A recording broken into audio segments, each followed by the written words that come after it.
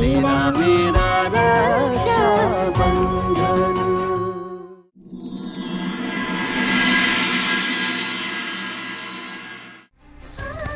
আজকের পর দ্বিতীয়বার আর কখনোই নাম্বারে ফোন করবি না। তোর দাদা মরে গেছে তোর জন্য। সুখে থাক তোর নেওয়া সিদ্ধান্তের সাথে।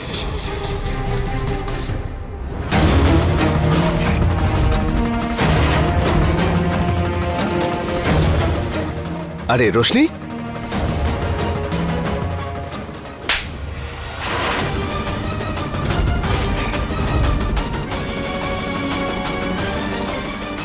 আপনি সবকিছু জানতেন না আমার আর চাঁদনি মায়ের ব্যাপারে? হ্যাঁ, তাই এগুলো করেছেন? উনি কি জানেন আপনি কিভাবে জোর জবরদস্তি করেছেন আমাকে বিয়ের জন্য? নাকি আপনারা দুজনে মিলেই চক্রব্যূহটা বানিয়েছেন? যে কাকিমার আপনি এত প্রশংসা করছেন, আপনি কি জানেন উনি কতটা ভয়ঙ্কর মহিলা? উনি আমার ছোটবেলাটা খারাপ করেছেন। ছোটবেলায় উনি আমার আর দাদার ওপর কত অত্যাচার করেছে আপনি জানেন? ব্যাস রোশনি, আর একটাও কথা নয়। যদি আর একটাও কথা আমার কাকিমার নামে বলেছো তাহলে উনি আমার কাছে আমার ভগবান। কেউ যদি আমার ভগবানের দিকে আঙুল তোলে তাহলে সেটা আমি সহ্য করতে পারি না। প্রথম কথা হলো এটা, আমি জানতাম না যে তোমার সাথে আমার কাকিমার আগে কি সম্পর্ক ছিল। আমি এটাও জানতাম না যে তোমরা দুজন একে অপরকে আগে থেকেই জানো আর এই বাড়িটা তোমাদের। আমি শুধু এটুকুই জানি যে আমার কাকিমা আর আমার কাকা বাবু আমাকে তখন আশ্রয় দিয়েছে যখন আমার নিজের কেউ ছিল না। আমাকে আদর যত্ন দিয়ে বড় করেছে। আর দ্বিতীয় কথা, আমি তোমাকে বিয়ে এই জন্য করেছি কারণ আমি তোমাকে ভালোবেসেছিলাম, তোমার ভালোবাসায় পাগল হয়ে গিয়েছিলাম আর এখনো ভালোবাসি। আর এই সমস্ত সিদ্ধান্তটা আমারই ছিল। তাই আমার কাকিমাকে কোনো কিছু বলার চেষ্টা করো না, তাহলে আমার থেকে খারাপ আর কেউ হবে না।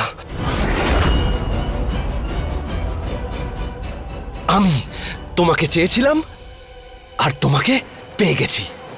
আর তুমি তুমি এই বিয়েটা শুধু নিজের দাদার খুশির জন্য, ওর ভালোর জন্য করেছো। একবারও তুমি ভাবলে না যে আমার কেমন লাগবে। তোমার এই ঘৃণা, তোমার এই ব্যবহার আমাকে তিল তিল করে কষ্ট দেয়। তোমার কি কোনো ধারণা আছে যে তোমার এই ঘৃণা আমাকে কতটা আঘাত করছে?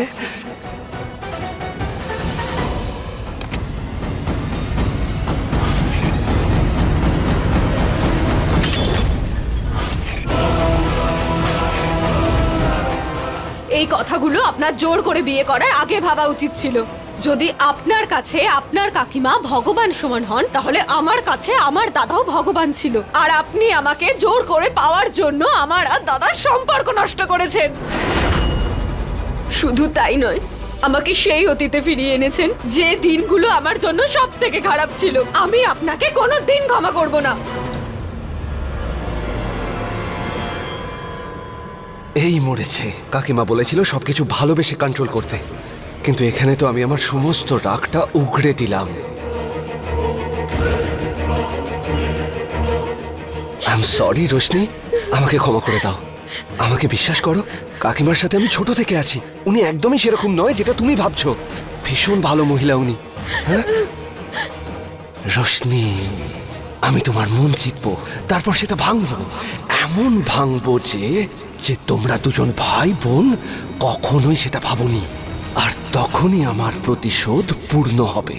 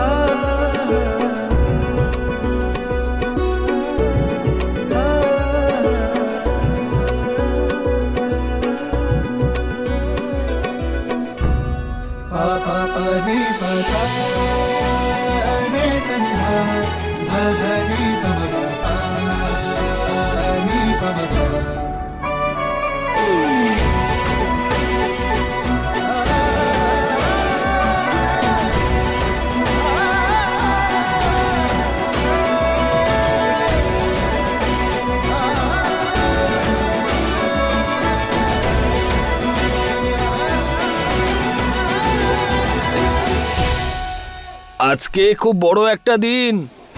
আজকে বড় মালিক আর বড় মালকিনের সঙ্গে সবাই দেখা করতে আসবে, সেই জন্য বাড়িটা একদম কাঁচের মতো সাজিয়ে দিতে হবে, বুঝলে? বাইরে থেকে তো সবকিছু চকচকেই লাগবে, কিন্তু বাড়ির মধ্যে যেটা চলছে সেটার কি হবে? প্রথমে ছোট মালকিন পালিয়ে গেল, আর এখন দেখো বাড়ির অতিথিকে নিয়ে কাজের লোক পালিয়ে গেল। বড় মালিক ওদের জন্য কত কিছু না করেছে, খাওয়ালো পড়ালো, কিন্তু দেখো দুই ভাই বোন মিলে করলোটা কি? শিবা ভাই তো ওনার মেয়েকেই সেবার নামে নিজের বউ করে নিল, আর শিবার বোনকে দেখো বড়লোক অতিথিকে ফাঁসিয়ে বিয়ে করে চলে গেল। এরকম আবার কেউ করে নাকি?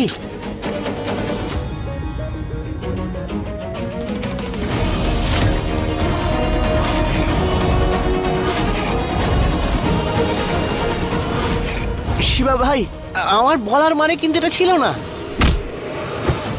কি বললি আমার বোনের সম্বন্ধে? আরেকবার বল, শেষ করে দেব তোকে, একদম শেষ করে দেব।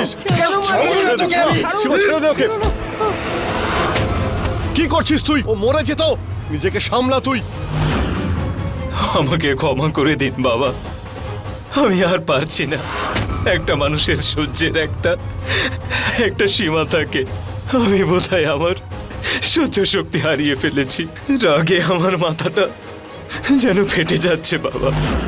আপনি বলেছিলেন যে ওই সমর সিং এর ব্যাপারে আমাকে সবকিছু বলবেন, একটু তাড়াতাড়ি বলবেন আমাকে।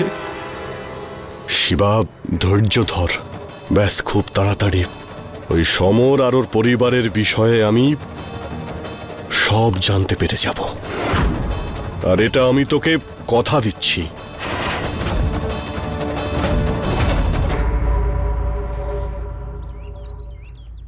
দাদা 5 মিনিট আর একটু ঘুমাতে দাও।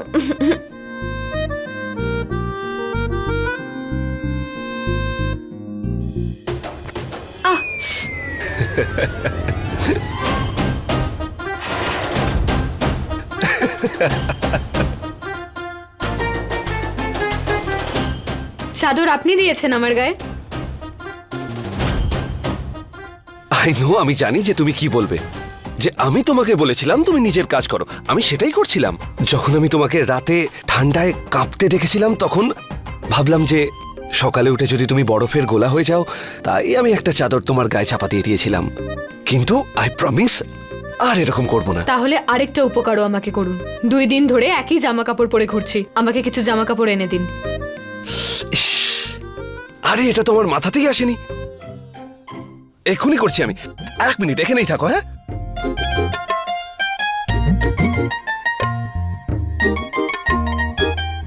এই নাও আমার জামা, ততক্ষণ এটা দিয়ে চালিয়ে নাও।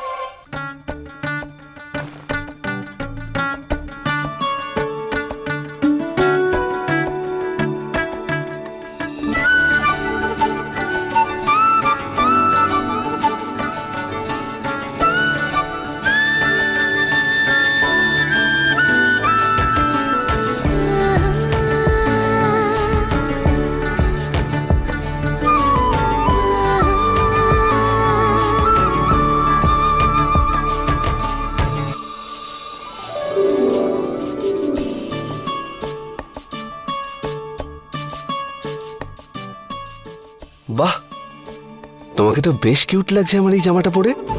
আই মিন, আমার কাছে আরো অনেক জামা আছে, and I am damn sure যে তুমি ওই জামাগুলোতেও ভীষণ সুন্দর দেখতে লাগবে।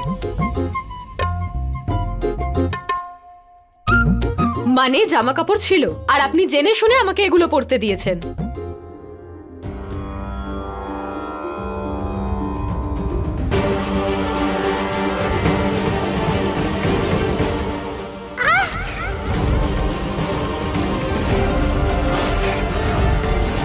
আমি পরবো না এগুলো।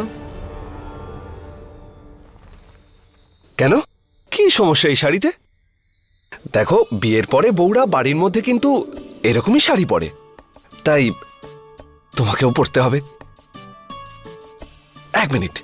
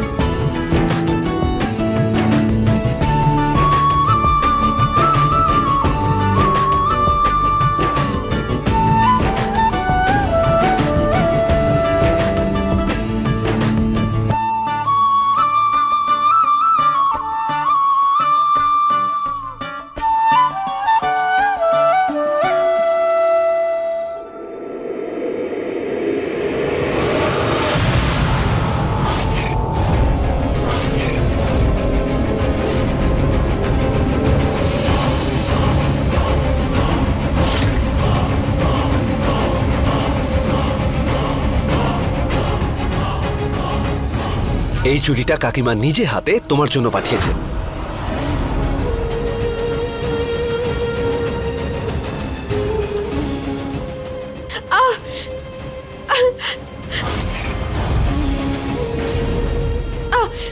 I am sorry. দেখি, দাঁড়াও দাঁড়াও, এক্ষুনি ঠিক হয়ে যাবে।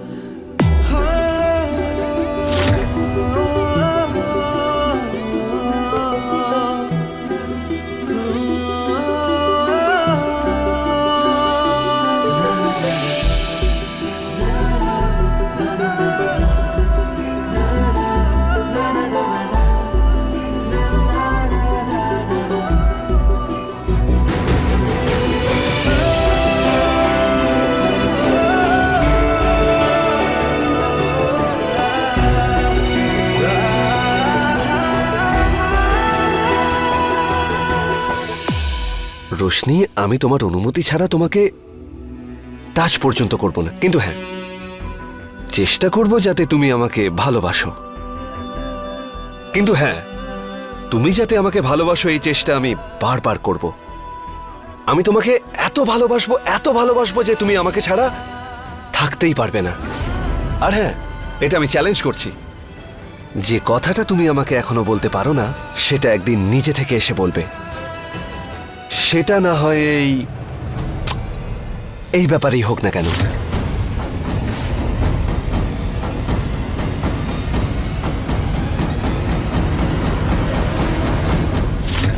এই সুটকেসে যে রংটা লেগে আছে সেটার জন্য না শিবা সন্দেহ করছে আমাকে। অ্যাকচুয়ালি যখন আমি বেরিয়েছিলাম বাড়ি থেকে ব্যাগ নিয়ে, তখন একজন পেইন্টারের সাথে ধাক্কা খেয়েছিলাম। ওনার হাতে যে পেইন্টের কৌটোটা ছিল সেখান থেকে কিভাবে রং বেরিয়ে আমার ব্যাগে লেগে গেছে। মা, আমার খুব ভয় লাগছে। ওই পেইন্টার শিবাকে আমার পুরো চেহারা, আমি কি জামা পরেছিলাম সব কিছু বলে দিয়েছে A to Z। আর শিবা ও আমার রুমে এসেছিল, আমার আলমারি থেকে সেই জামাটা বের করার চেষ্টা করছিল। সেটা তো আমার ভাগ্য ভালো ছিল যে সেই সময় ও সেটা পায়নি। দেখ শিবা ভীষণ জেদি, ও কোনো জিনিস শুরু করলে সেটার শেষ না দেখে ছাড়ে না, আর এবারেও প্রমাণ পেয়েও যেতে পারে। ভাগ্য সবসময় কিন্তু তোর সঙ্গে থাকবে না মা। এক কাজ কর, ওই জামা কাপড়গুলো আমাকে দে, আমি হিসেব মতো ওগুলো ঠিক লুকিয়ে ফেলবো।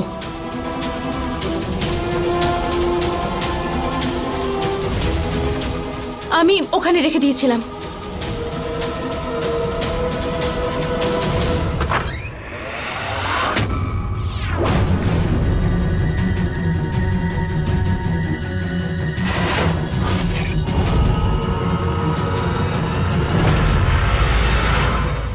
সরি মালকিন, আমি আপনাকে দেখিনি। আমি শিবা, এদিকে এসো, কথা বলতে চাই 2 মিনিট।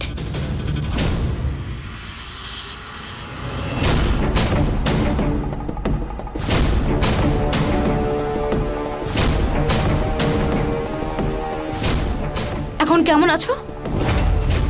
কালকে তো খুব চিন্তায় ছিলে, এখন ঠিক আছো? কি ব্যাপার? কোনো ব্যাপার না, তুমি ঠিক আছো তো?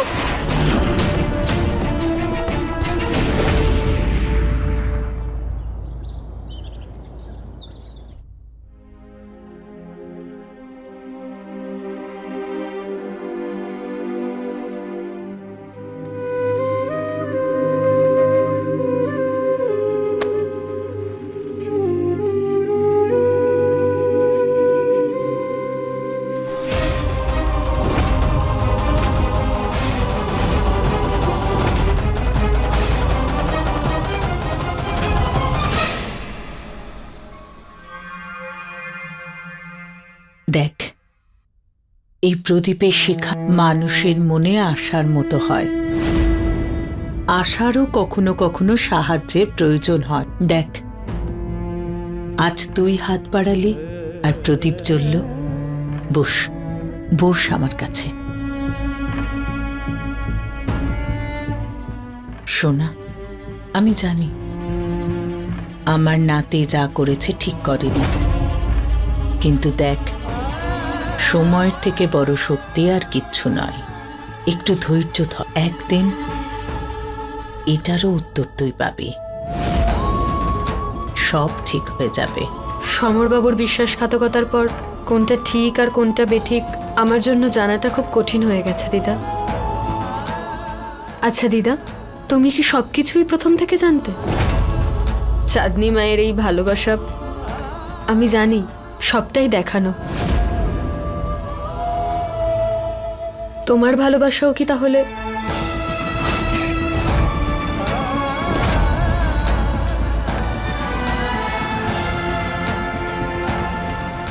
জানিস মা, ভগবান কৃষ্ণের আরো একটা নাম আছে, গোবর্ধন। কেন? কারণ শ্রীকৃষ্ণ ইন্দ্রের অহংকার ভেঙেছিলেন। দেখ মা, ইন্দ্র হোক বা রাবণ, অহংকার আর পাপ বেশি দিন লুকোতে চাইলেও লুকোনো যায় না। ব্যাস, এখন যা কিছু হচ্ছে তাতে তুই হার না মেনে সাহস সঞ্চয় কর। দেখবি একদিন জয় সত্যেরই হবে। মা,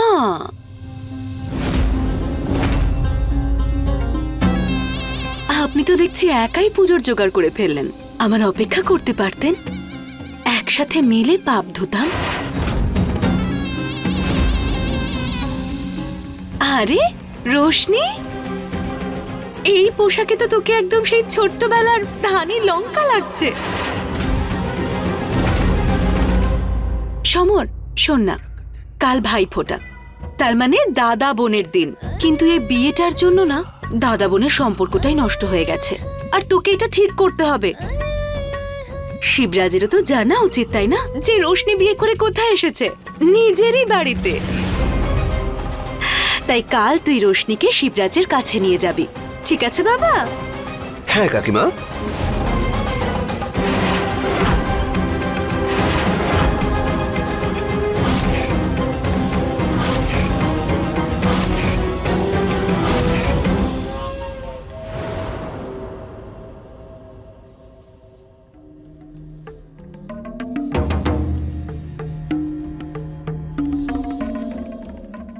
রোশনি, আজকে দাদার কাছে গিয়ে এটা ভুলে যেও না যে তুমি এই বাড়ি থেকে এই জন্যই পালিয়েছিলে কারণ কারণ তুমিও আমাকে ভালোবাসো।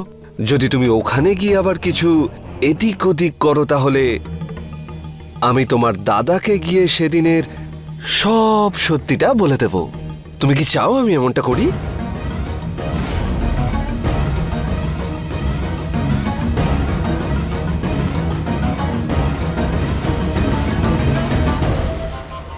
বছরে একটাই তো ভাইফোঁটার দিন, আর আজকের দিনেও শুধু কাজ কাজ আর কাজ। আসো আমার সাথে।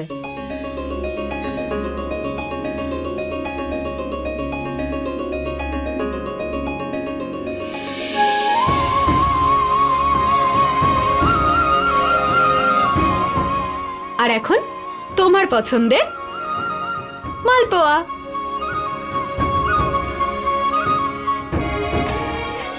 উপহার জানতাম আমি প্রত্যেক বছরের মতো এবারেও তুমি উপহার আনতে ভুলেই যাবে।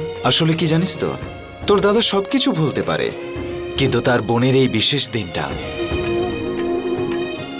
কখনো ভুলতে পারে না। হায়,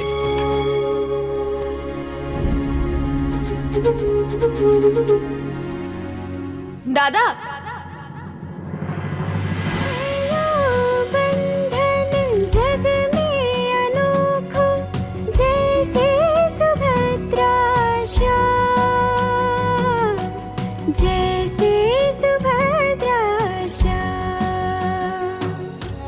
दीपक ज्योति जैसा बंधन तेरा मेरा रक्षा बंधन दीपक ज्योति जैसा बंधन। তুমি আমাদের বিবাহিত জীবনে না গলিও না, কারণ স্বামীর আগে আমি দাদাকে বাঁচতে পারবো না।